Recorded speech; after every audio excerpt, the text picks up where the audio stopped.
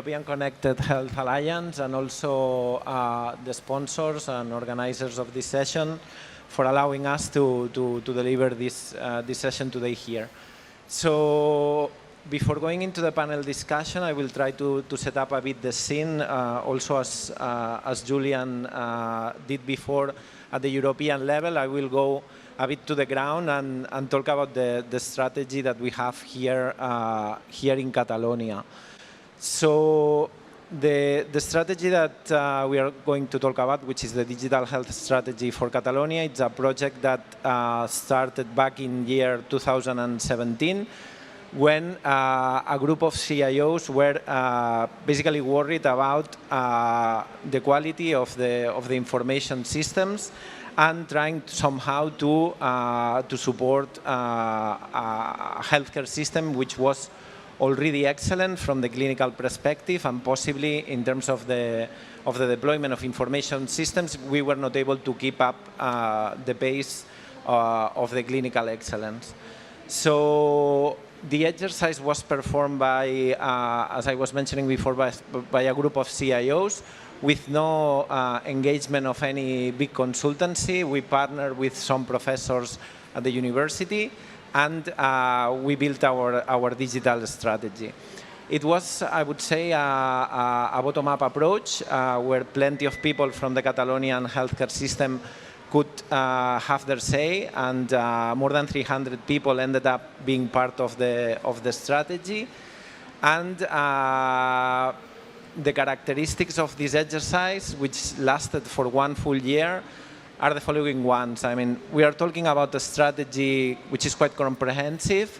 It has 15 strategic lines, but I would say, and this is linking to the previous speech from Julian, the most important characteristic is that, or we like to say that it's data patient-centric strategy. So we are really putting in the middle of the strategy the management or the overall management of the patient-related information. As in every other strategic planning process, we started by analyzing which was the current situation in our information systems, and we realized that patient-related data is very fragmented across the system. If we are talking about the main source of information, which are the electronic medical records, only in the hospital care setting we have more than 29 different products, which doesn't mean installations. When we talk about installations, it's more than that. These installations or these data models holding these electronic medical records follow different standards, most of the times proprietary standards. Thus, we are not able to take a systemic advantage of all this information that we hold within the public healthcare system. This is only taking into account electronic medical records as the main source of information, but then we have thousands and thousands of other health-related applications that are also storing patient information, and they account for thousands. So we wanted to solve such an issue, and we decided, well, following our strategic reflection, we thought that the only way to do such was standardizing the clinical data models. We know it's a difficult journey, and that it won't be easy, but that's our take in this approach. During the last months, we selected Open Electronic Health Record, OpenAir, as the main standard to represent all these clinical data models. We want to socialize these data models across all the sector and with our industrial partners, startups, everyone within the Catalonian healthcare ecosystem, for them to be able to use it. We know that we need to engage with all the ecosystem for this to be successful. And well, this is linking also with a very big investment, initial investment of 40 million euros, launched January last year, and then we had the pandemic, but well, we've been advancing quite well. And well, that's more or less the scenario that we have here. Such a scenario may present some concerns, or we may have some discussion about which are the benefits or the limitations of such an approach. So that's why we decided to have this panel with all this wonderful group of people that they are representing somehow, as Julian was mentioning before, different stratus of the value chain. So we have Paul is representing the policy maker, Josep is representing the physician and also the researcher, Paco is representing the industry partner and also the research side, working mainly with data. And then we have Emilio, which is representing the patient from the expert patient program here in Catalonia. So first, starting this conversation with you, I would like to go into the limitations of the current model. So having an open discussion of which are the limitations that you see, that at the end are the things that brought us, well, to think for the future with our strategy. So maybe starting with Josep on the clinical side. So, I mean, which is your experience with the continuity of care? Which are the limitations that you see also as a researcher? Can you tell us something about the current model that we have here in Catalonia? Yes, nice to be here. Because Catalonia has such a specific kind of health system, we have several providers. Just in primary care, we have 36 different providers, and then in hospital you have different providers as well. So it has been very difficult to get access to the other providers' electronic medical records. And this has made it difficult for us to access all this information. This is in healthcare, but then in social care, it's even more and more difficult. Just as an example as well, that the lack of integration. When I start my computer at the GP in the morning, I get lots of alerts from hospital. If my patient has been in hospital, I get an alert. But I don't get an integrated alert. I just get an alert and I double click and I get a PDF and I have data there, but it's data that is not integrated. It's shared, we can see the data from other providers, but it's not integrated in my system. If I have a blood pressure or I have a blood result in that notes, in this PDF, it doesn't get into my clinical notes. So for me, it's a bit of waste of time. I have to read all the notes, see which information is interesting, and I have to copy and paste sometimes, enter again in my clinical notes. So this is a share, maybe share, but it's not integrated. So for us, it's a bit of a waste of time every day to have to do this. Thank you, Josep. Building a bit on Josep's point of view, the truth is that here in Catalonia, much things have been achieved through interoperability. In fact, Catalonia has been sharing medical records since year 2007 through a platform that we call the Shared Electronic Health Record of Catalonia. This platform, when we started back in year 2007, we started with non-structured information, and step by step we kept moving towards more structured information. Now we say, or we think it's, well, we have calculated that it's more or less around 60% of the information that we are receiving now it's structured, and the other 40% is non-structured information. We are sharing this across all the public healthcare providers for the 7.7 million Catalonian citizens.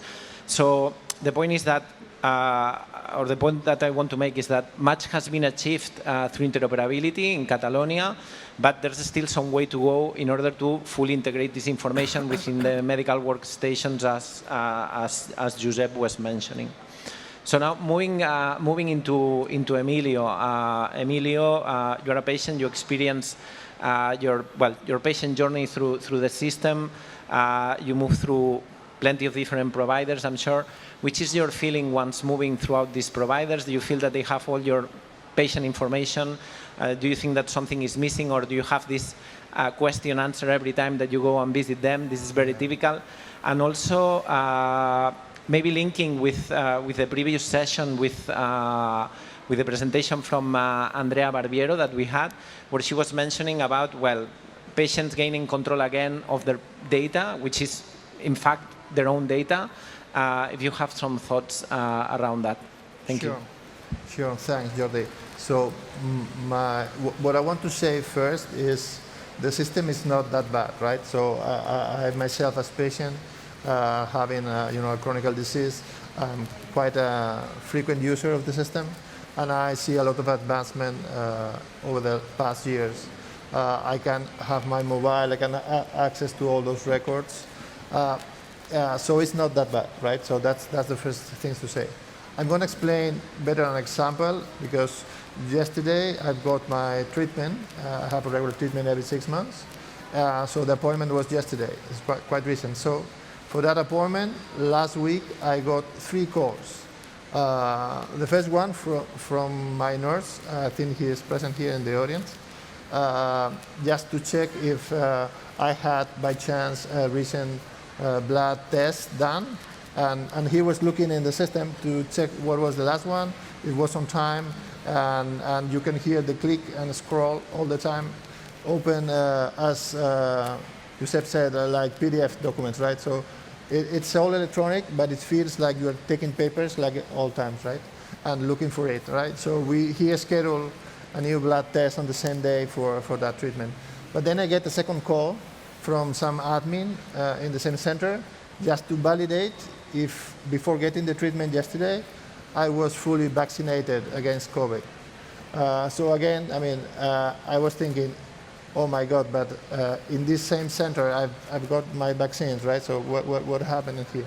She probably got a list of appointments for the day without any further information than the names, and she needed to validate. And I've got a third call for the same thing, which was from a researcher in the same center that was trying to engage me in a new data-driven research. I think you probably know it, the MS Paths. So he called me because you're visiting us next Monday. Can you engage in this, which is about open data, right? So it's, my feeling was for a single medical transaction, my journey as patient, it's, and you should know, I mean, I have all the phone numbers from the hospital recorded in my phone, because they normally call you when you're in the middle of a meeting with your boss. And I need to differentiate if it's an important call from the hospital or it's one of my children that is calling, right? Then I decide if I take the call or not, right? So one of those calls happened in the midst, and you're not feeling great when you need to tell your boss, hey, hold on a minute, I need to attend an important call while you're working, right? So this is the reality. But in general terms, I feel it's a huge improvement nowadays, these other things. I'm still feeling there is a lot of paper coming on.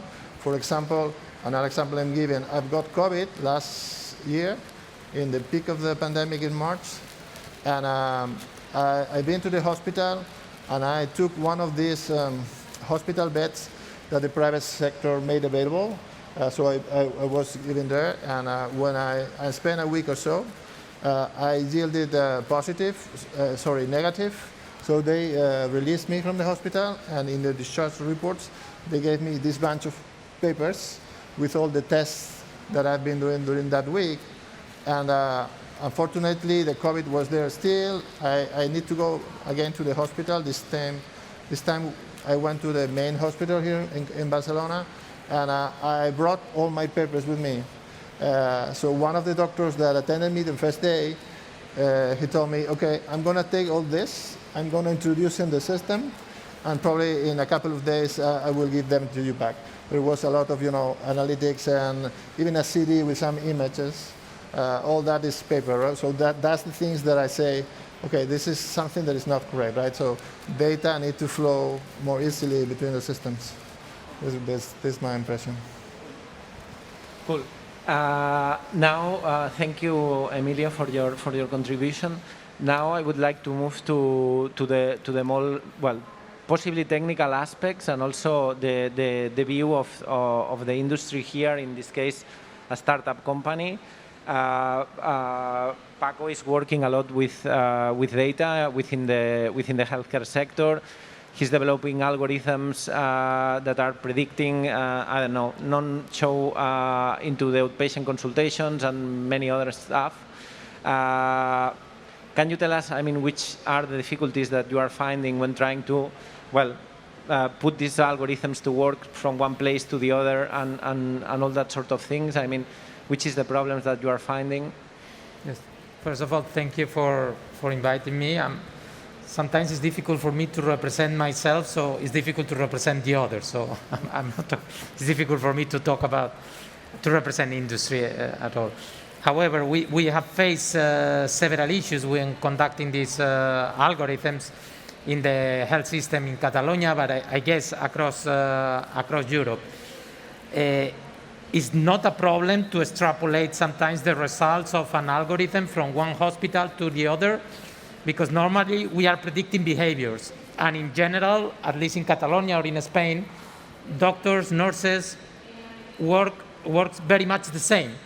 So you can have problems with the type of variables, but at the end of the day, you are predicting a behavior, and this behavior is more or less the same. Okay, so scaling up algorithms shouldn't be a big issue on the formula. However, it is indeed a big issue on how you address the different hospitals, the different providers. So how the different providers can take advantage of this.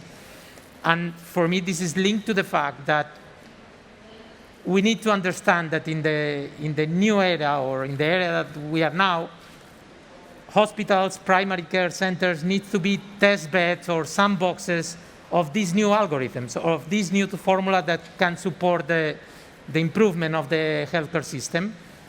And they are not ready yet. And they are not ready yet maybe because we do not have the right regulatory approach, not just in Catalonia, but also in Europe, as Julian was showing.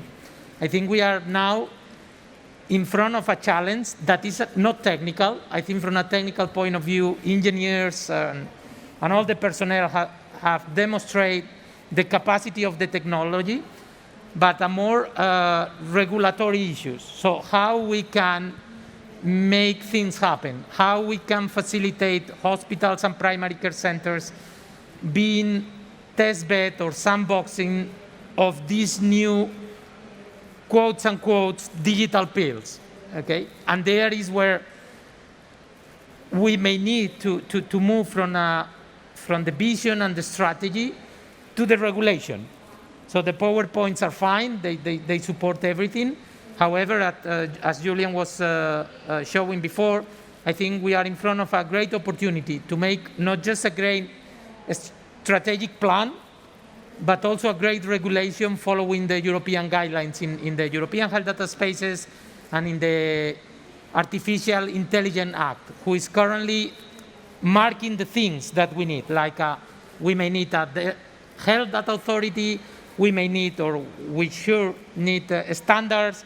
So we have all the ticks that maybe need to be put together in a framework supporting the strategy beyond the technology that is obviously needed.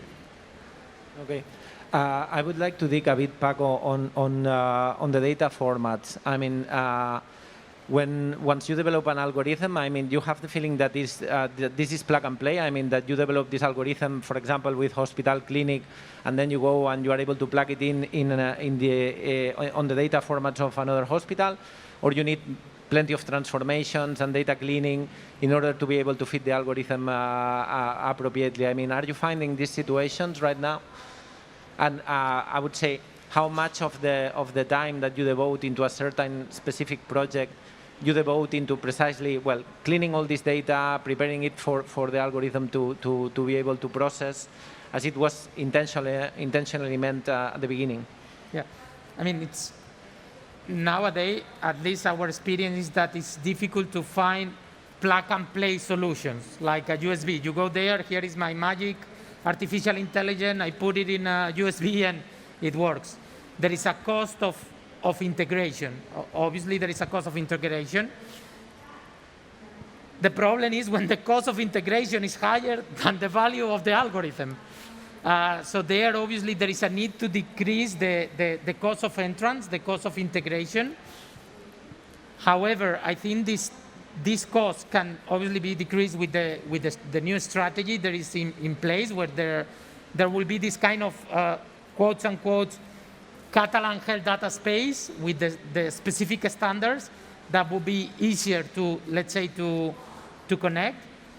However, beyond the technical integration, there is also the importance of the integration of the results in the workflow of the professionals. So you were mentioning before the screens, right? So maybe when you apply an algorithm and you want to nudge patients to do, or professionals to do A instead of B, you may need to manipulate the interface to suggest them A instead of B because it's better for them. So there will always be a cost of integration, but the lower this cost, the higher the impact of artificial intelligence.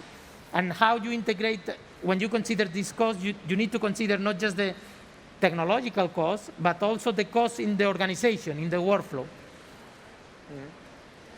Right now, that's a very good point. Right now, I mean, in fact, the fact of having such a heterogeneous landscape of information systems makes us, I mean, we have plenty of different medical workstations, and it's something that it's going against the mobility of professionals that, well, every time that they move to work in another hospital, they find a different interface, and this is also going against the quality of the information that they are able to collect, because every time they need to learn a new clinical workstation and the workflows, and they need to, well, the quality of the information that we see for people that is just going once a month to do to be on call in that emergency department, well, that day, that information collected by this professional is not so good. So now, I mean, I would like to move to Paul. Paul, you are, I mean, here the policy maker, the person that is really the mastermind and the promoter behind the digital health strategy for Catalonia. You are the one who, well, the main sponsor and the one who was pushing forward it.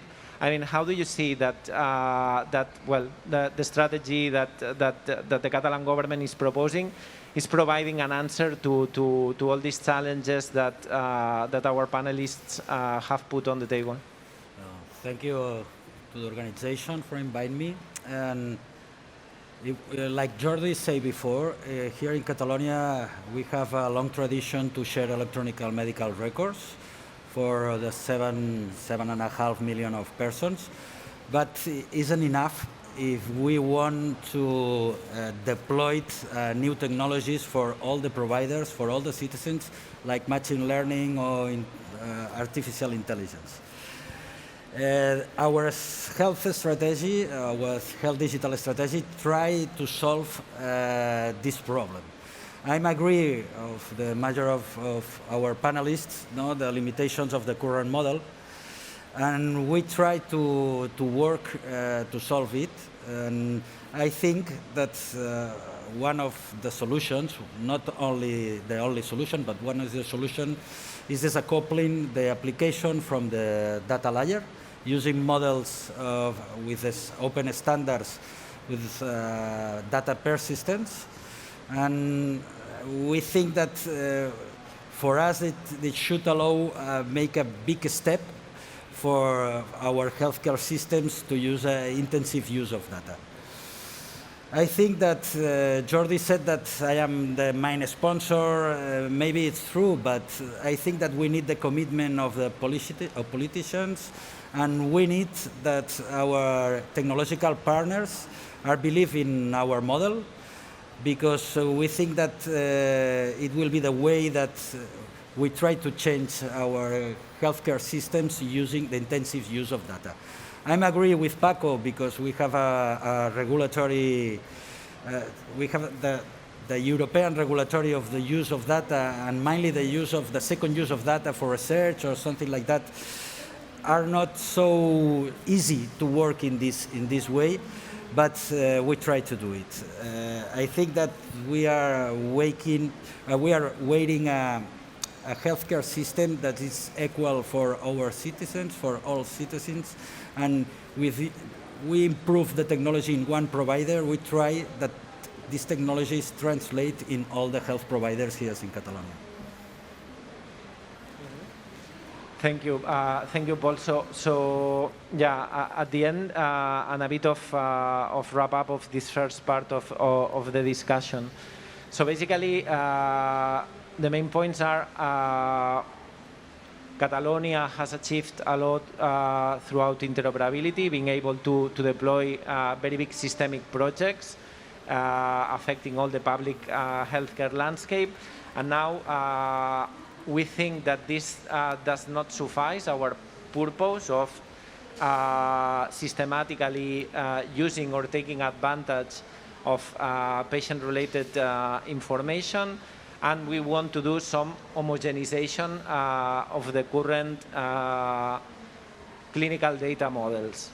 In order to do so, one of our ideas, and Paul has mentioned that, is to decouple applications from the data layer.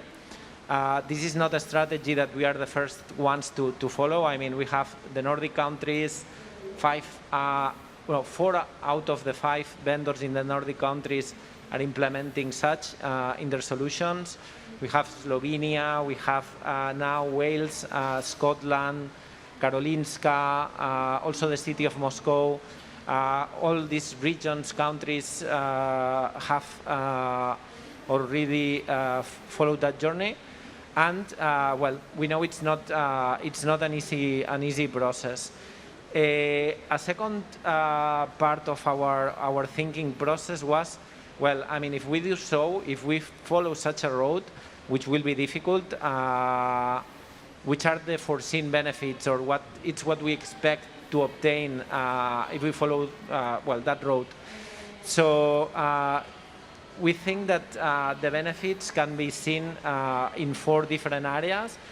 One is on the health system perspective, another one is on the clinical perspective, another one is on the technical side, and another one is in the economical side. So starting from the health system perspective, I mean, and this is an open question for, well, any of you who are willing to answer. I mean, do you think that if we are able to, decouple application layer from data layer and start to socialize these data models for everyone to be able to use them, which are the benefits from a health system perspective that you see in this?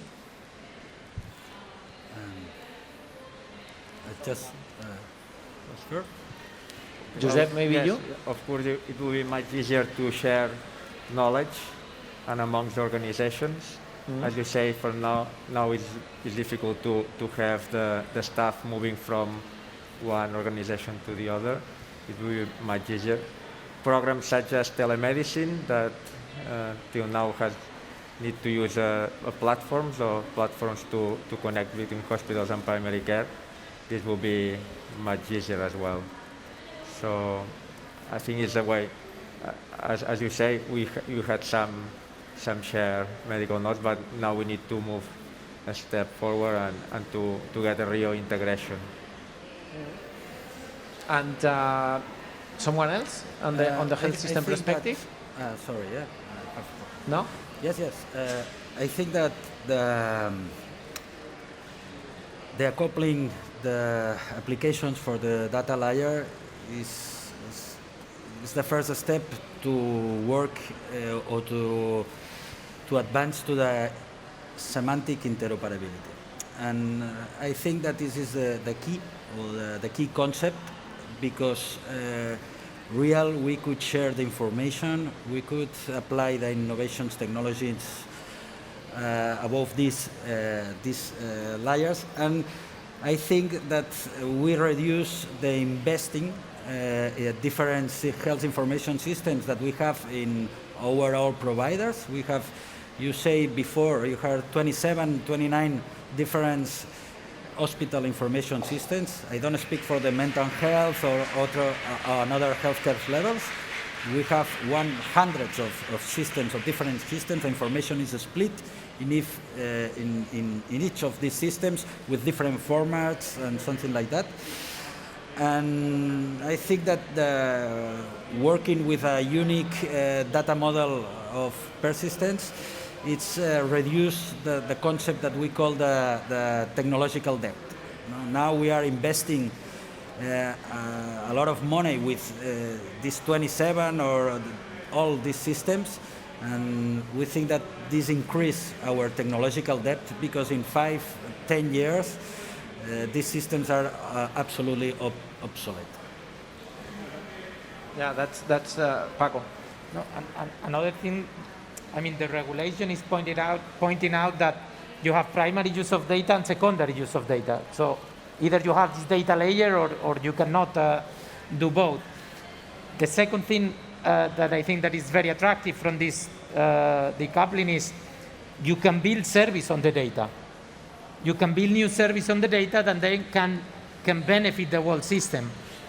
My second point is, I think we need to start quantifying the benefits. Otherwise, just talking about benefits is too generic so maybe we need to understand that if we use the data for predicting non-attendance, we can decrease 15% of non-attendance so we can reduce this data to produce value, and this value can be quantified. Can be quantified for management, can be quantified also in terms of prediction capacity, and at the end of the day can improve quality of life of the individuals, universally accessibility to the system, and so on and so forth. But we need to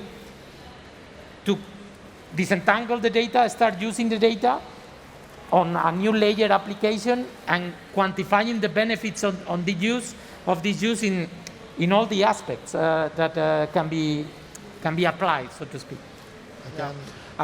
You have gone into three of the areas that I was mentioning at the beginning. So you have gone into the economical benefits and also some technical aspects, which is another area of the benefits that we expect from the deployment of this strategy. I would like also to point, maybe this one is for Emilio. Emilio, how do you see, this strategy? Do you think that this will allow you, or you expect that this will allow you to gain control of your patient information?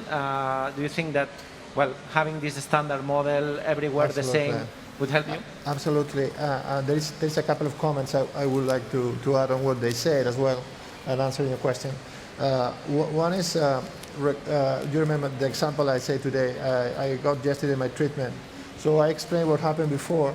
What happened in the visit with the doctor is that what I call the doctor stress, because you enter into the box. By the way, every workstation in the system has a printer, so this reflects paper to me. But you enter in the box and the doctor says, "Hello, Emilio," but then he doesn't look at you. He does look at the screen and starts pointing and clicking and scrolling and finding stuff. What was the last time and you feel the quality time of this interaction is not happening. The doctor is stressed, and that's my feeling. He's stressed with the system, just scrolling, pointing, getting the last magnetic resonance, getting the last blood test or whatever, right? Checking everything's okay.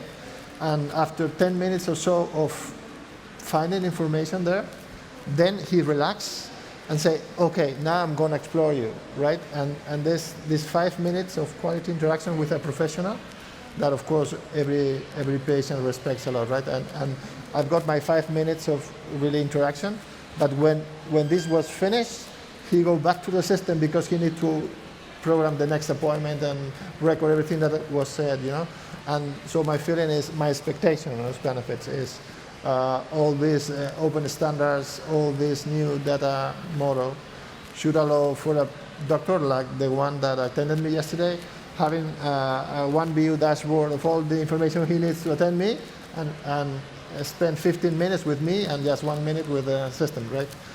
So it should be the other way around. This is one thing. The other comment I wanted to say, related to what Jesus said before on telemedicine.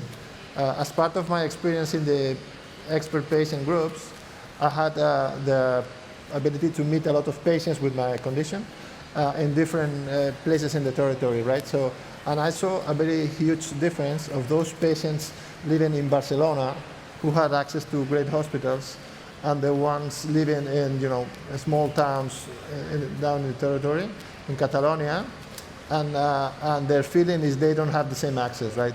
They go to whatever local, territorial reference things, and the kind of information, the access, the speed is not, it's not the same. They have much more difficulties in get a diagnostic. They take, in average, much more time in get treatment. because simply the logistics are not the same in a small town than in a big city like Barcelona. So this is the other big benefit I'm expecting right there. So when the systems are more homogeneous, then the location doesn't matter. You can get your tablet and get exactly the same quality of service. So I think this is very important. I think that we have in here two very interesting takeaways from Emilio. One is that we need to rethink the way we build the clinical workstations. I think that the ones that we have currently now possibly respond to this first wave of digitization of the medical records, which was basically translating the paper process into electronic. And now maybe in this second iteration and with this system that we want to build now, we should pay attention into that, because many patients leave the consultation thinking, okay, the physician was hidden behind the screen and has not touched me at all because he or she was so stressed with the technology and registering information, maybe most of the times for the sake of registering information, and we should think about that. And also when it comes to the equity across all the territory, delivering the same services for everyone. I would like to go also. Do you want to reflect on that, Paul? But I think that not only to the time that we spend the time that the physician to register information for the person have in front of them. I think that our system is try to bring the necessary information for this kind of patient in this situation. It is different. It is in a primary care or in a specialized care, or depend of the diagnostic activity in this patient at this moment. Because there are two ways. Reduce the time to the physician. It's looking to the screen, but we try to make two different ways. First of all, is reduce the information to register in the system, because the information there are another systems that we want to bring this one, and the other one is no time to lose seeking information inside the systems.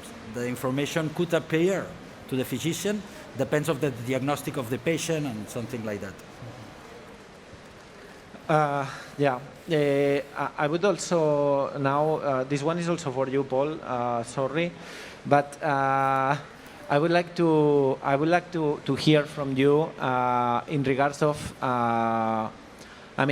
the maintenance costs of the deployment of information systems that we currently have here in Catalonia. Right now, as we were mentioning before, we have plenty of different systems, hospitals. I'm mentioning hospitals because in primary care we almost have just a single workstation, 98% adoption.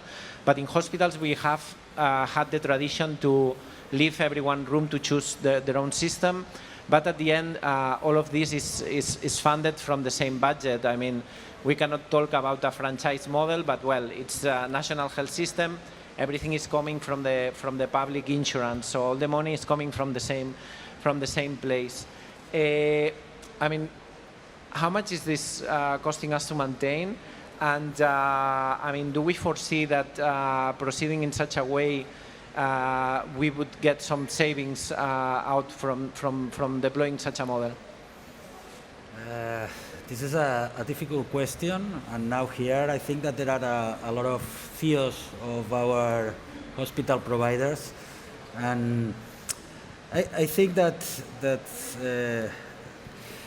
situation that our providers were free to choose their health information system here was important, because it accelerated the first wave of technology in our hospitals. But now, as everybody speak, it's one of, I think that it's one of our actual limitations, because to share information without semantic content, it makes difficult to, or it's more than make difficult, it's make that these limitations that comment these panelists are growing in our system.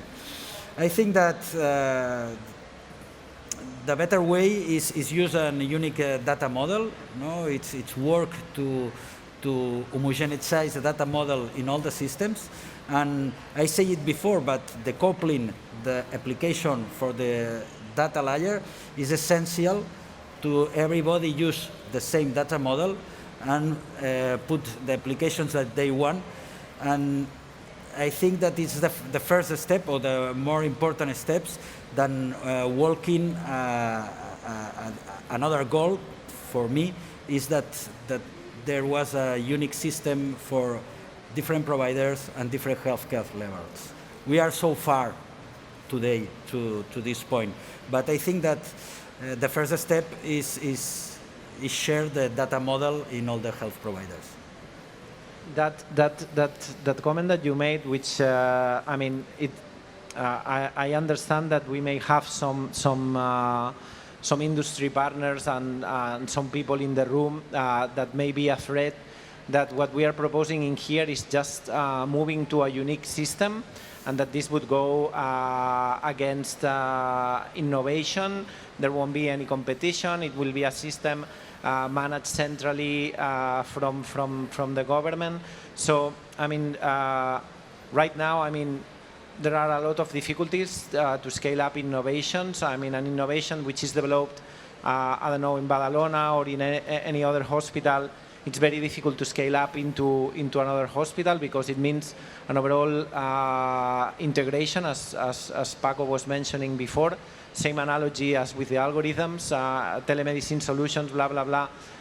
It's difficult to scale up innovations. Thus, it's also difficult to adapt to change and have a system which is resilient at some stage. What do you think? I mean, do you think that this thing, or this paradigm of an open platform socializing the data models will foster innovation? I mean, at the end, it may be possibly, that's my thinking, a drawback for those ones that have products that will need to adapt their data models to our data models, so to say. But then afterwards, the scaling up would be faster. I don't know, what can you say about that? Paco, maybe you? Not an easy one. No. I mean, again, I think that the issue here is related to the regulation and to the reimbursement. Then innovation will happen. But we were talking about benefits and value. If you follow the money and where is this value, you may follow the innovation. So I don't think that by getting standards and an open model, I would say that you are triggering competition, not restricting competition, because the competition is on the added value you are providing on the same system, not on the different silos that most likely there are different barriers of entrance. And we see that, I mean, we are discussing about Catalonia, obviously, but we may need to start thinking about Europe at the same time, because what they are saying is that there's going to be these European data spaces where innovation may need to happen at European level, because if I want to use artificial intelligence from Germany, we may need to test it in Catalonia before paying for that. And maybe the Chinese or the Americans will need to do the same. Look, you want to use here, okay, you want to apply this technology here, you need to pass through these data models and to test your algorithms on these settings. And if you want people to come to test in your settings, you may need to be open, otherwise the cost is very high. And the other thing is, now in Catalonia, we are a clear leader in biotech. So the pharma, the people wants to come to Barcelona or to Catalonia to test their product, to do research here, and we are talking about this startup ecosystem and so on and so forth. If you want to attract talent, you need to create this open innovation space, obviously taking into account GDPR and data protection, data security. But I don't see, I mean, you are saying it restricts competition. It's quite the opposite. It opens competitions, but to all the players, not to the usual suspects, so to speak. Right now, I think, Josep, you also have a lot of experience with the situation that Paco was mentioning. Possibly, well, you work a lot in innovation and research. you are able to deliver quite some nice results in your setting, possibly in your practice.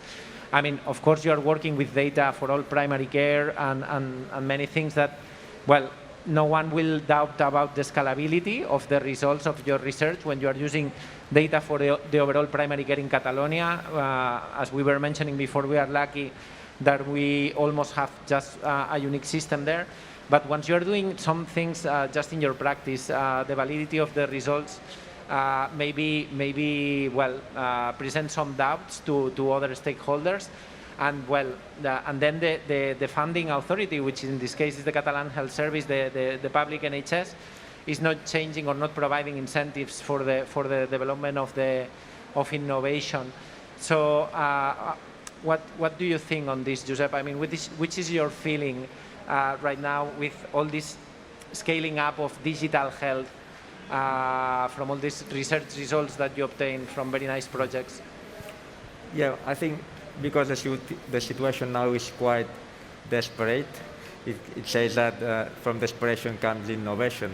So now we don't have healthcare workers. We are short of healthcare workers, so we really need help from the system. We need more time, so we need to automate some of the things we are doing just to get more time to see patients. Also, we haven't talked about this yet, but the other problem we have here, we don't have integration with social services and charities, and also this is quite important. I suppose this new system also will allow us to have information from social services and charities.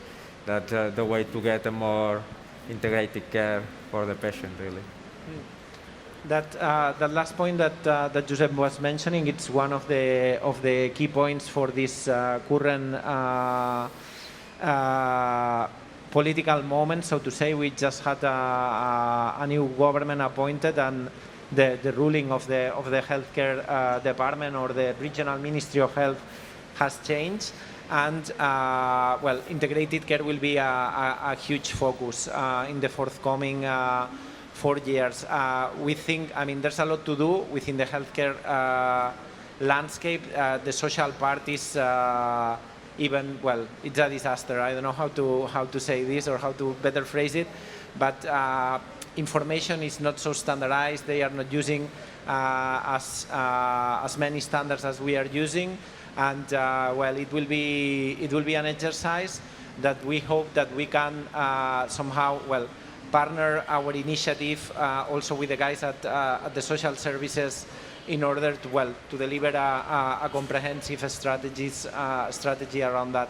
So I would like to see if you have any other final reflection, and if not, we will move to the audience for some questions. Any final thoughts? Emilio. I just wanted to say one thing more, which is I support everything that Paco just said about that open standards will foster innovation. And what I'm feeling as customer, as patient, is that if I look at my children, they are digital native people, right? They are used to interact with mobile phones, with the services. And so it's not like the generation of my parents where they didn't have for granted a public health system, right?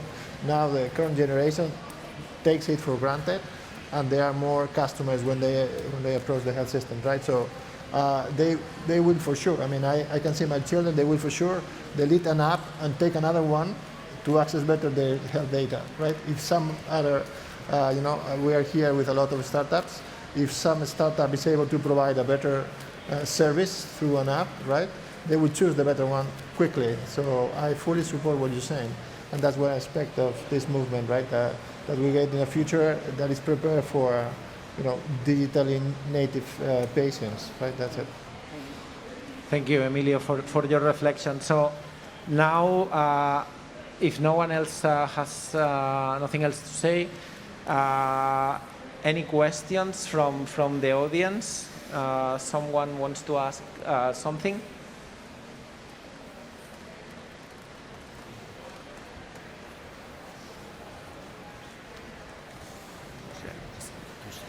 So, thank you for the talk. my question was mainly for Paul. I was thinking that it's great the initiative that you are performing. You speak louder? Okay, now you can listen me?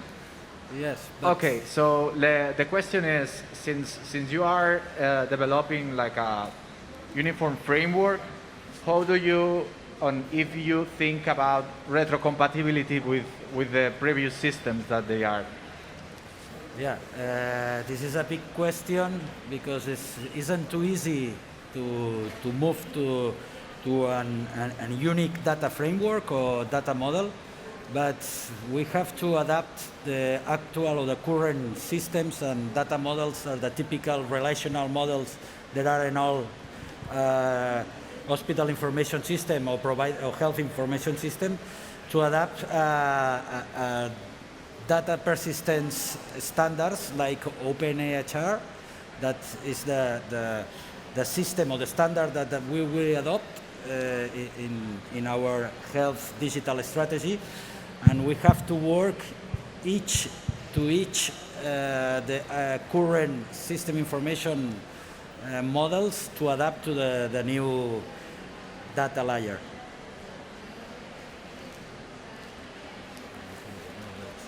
Okay. Any other question from the audience? Thank you.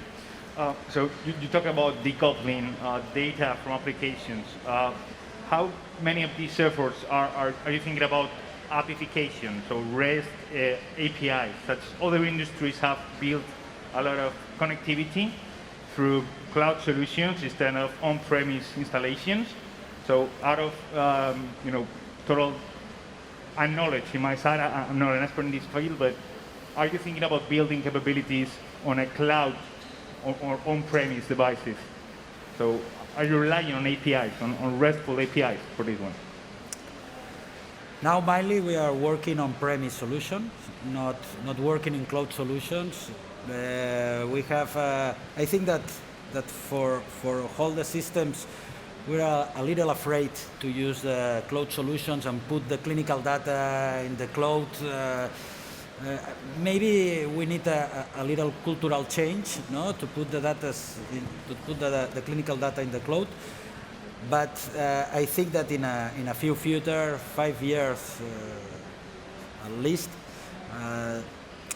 the growth of the storage in our premise solution is inconsistent in 5 or 10 years, more or less.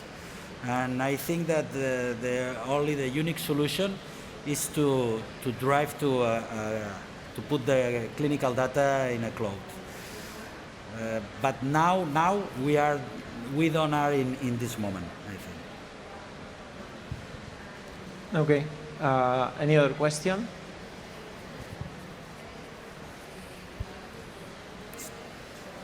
Thank you for the session. I have a question probably targeting Paco Lupiáñez.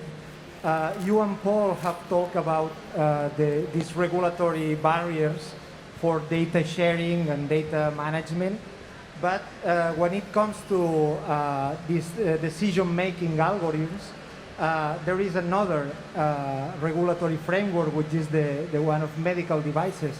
And very recently, the European Union has changed the regulatory framework, and it looks like it's more strict, and it looks like they want to include these decision-making algorithms, even if they just support physicians in their own decisions. So what do you think it will be the future for these decision-making algorithms? Do you think they will be treated as any other medical device, such as electronic resonance or magnetic resonance device or tomography, that you need to prove the clinical safety of this device before putting it into the market? Yeah. I mean, from a regulatory perspective, we are living, I would say, a very challenging time, because you mentioned the medical device regulation, but there is in place a new one, is the Artificial Intelligence Act, that is also regulating artificial intelligence. And it's not clear how these two will work together with another one, which is the European Health Data Spaces. So there are 3 regulations in place. 2 of them are still not official. It's just the proposal from the Commission. How the medical device regulation will evolve, it will depend, as far as I understood the new regulation, because there is no cases yet out there, on what is the intended purpose and how you define the intended purpose of the algorithm. This is going to be linked to whether it's going to be classified in the medical device regulation. Now they have different classes, right? But the Artificial Act, it talks about high risk and non-high risk. So it depends on how high risk is defined in the Artificial Intelligence Act. This will apply to the medical device regulation. And this will happen depending on the case law, on the case by case, how this is going to be evolved. What we are doing is get close to the clinical practice, even though it's a decision support system, because at a certain point, you may need to prove the clinical effectiveness of your algorithm, okay? Whether this is going to be transformed into class 1, 2, or 3, we don't know. There is still, it's evolving, and I guess there will be cases. But what we are trying to do now is to define very well the intended purpose in a way that you know what you are doing, and then you at least are aware of to what extent you are liable or not liable, and then keep an eye on the regulation and see how it is evolving. So I don't have a very straightforward answer because I think it's not there yet. Okay, so it's 3 minutes to the end of the session, and I would like to, if there are no other questions from the audience, I will deliver the yes, there is? Or no? No. No? Okay, I will deliver the last question. We are in the 4 years from now track of the Mobile World Congress. I would like to hear from you in 1 sentence, 2 sentences, where do you think we will be in 4 years from now? And maybe, we appoint ourselves to come back here and see how this has advanced. So you're starting, Paul. Where are we in 4 years from now? Well, I think that if you want 1 sentence, is we have a healthcare digital strategy here in Catalonia. I think that our strategy tried to solve all those current limitations that all the panelists speak, and maybe the most of the questions of the audience. But we don't do this strategy alone on the technology, only for the technology workers. We need the implication for the physicians, for the citizens, for the technical partnerships with technologies providers, and I think that we try to create a specific ecosystem here in Catalonia to work with this kind of data models of persistence, and mainly for us we need the commitment of the politicians, because I'm sure that we need more budget. Everybody knows that the budget in our sector in healthcare are under 100% of the mainly budget, and I think isn't enough for all the things that we will come to do. And another thing for us important is that we try that all the providers, the health providers in Catalonia, have more or less the same technological advance.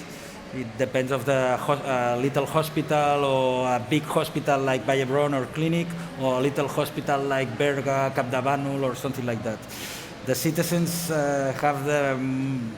we try that our citizens have an equal response of the healthcare systems. Okay, thank you. Josep? Yes, as a clinician, I really would like, I don't know, in 4 or 10 years' time to type less and to look less at the computer, and so have more time to look at the patient, really.